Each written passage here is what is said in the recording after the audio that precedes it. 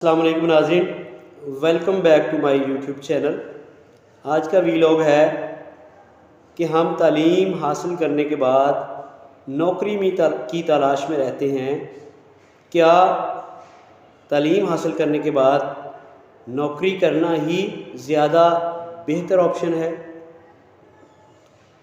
اس سے پہلے کہ ہم اپنے ویلاگ کی طرف چلیں، ناظرین آپ یہ ویڈیو ملاحظہ فرمائیں۔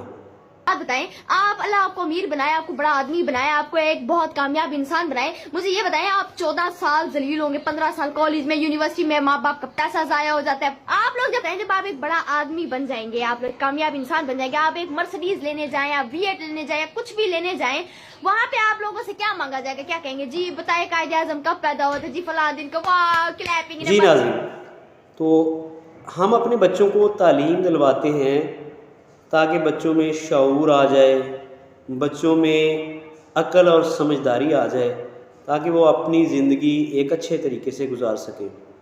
اس ویڈیو میں ایک یوٹیوبر مشورہ یہ دے رہی ہے کہ نوکری کرنے کی بجائے بہتر تھا کہ آپ مختلف یونیورسٹیز میں یا مختلف اسکولوں میں، کالجز میں نہ جاتے، وہی فیس آپ اکٹھی کر کے کوئی بزنس کر لیتے۔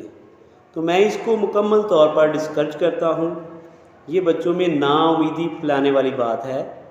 اس کا بہتر حل یہ ہے کہ بچوں کو اپنی تعلیم مکمل کرنے کے بعد کاروبار کی طرف جانا چاہیے۔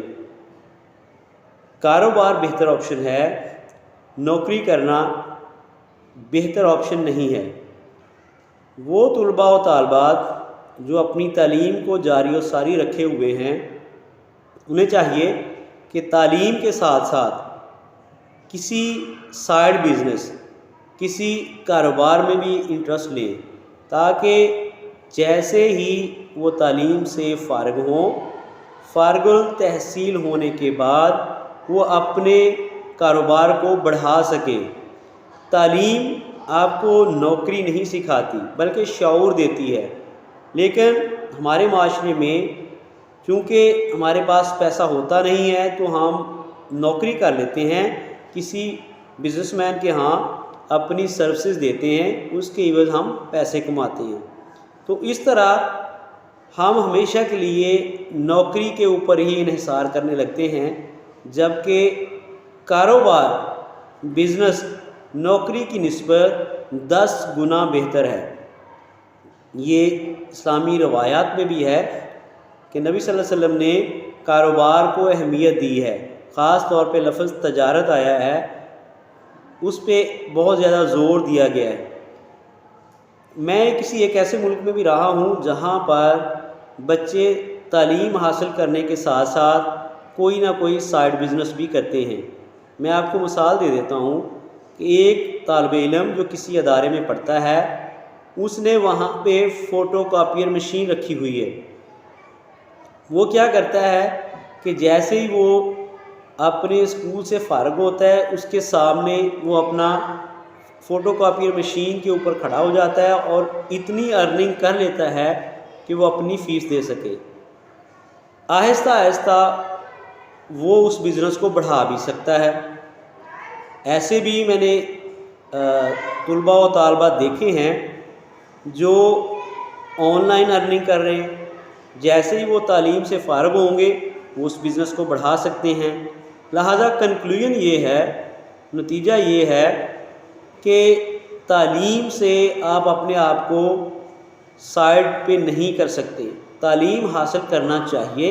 اس سے بندے میں فہم و گمان بڑھتا ہے، اس سے بندے میں شعور آتا ہے، اسی شعور کو وہ لے کر اپنے بزنس میں انویسٹ کر سکتا ہے یا اپنے کاروبار کو زیادہ بہتر طریقے سے چلا سکتا ہے۔ ایک ایسا شخص جو پڑھا لکھا نہیں ہے، اس کو زندگی میں بہت ساری مشکلات پیش آتی ہیں، بہت ساری ایسی پیچیدہ کیلکولیشنز پیدا ہو جاتی ہیں کہ ان کو کرنے کے لیے اسے کسی ماہر کی ضرورت ہوتی ہے۔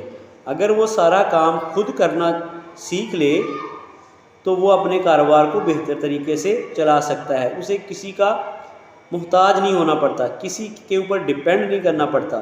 لہٰذا جتنے بھی اچھے بزنس مین ہیں دنیا کے اندر وہ ان پڑھ نہیں ہیں. شاید کوئی ایسا ہو ایک آدھ جو کہے کہ میں نے دیکھے تعلیم حاصل نہیں کی, میرا بہت بڑا بزنس ہے.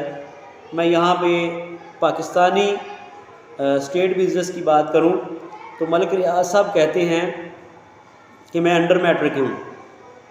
دیکھیں وہ ان کی قسمت ہے, وہ کس طرح اتنی پذیرائی حاصل کر گئے کہ آج پاکستان میں وہ ٹائکون بن گئے ہیں. یہ سب کے اوپر صادر نہیں آتی بات.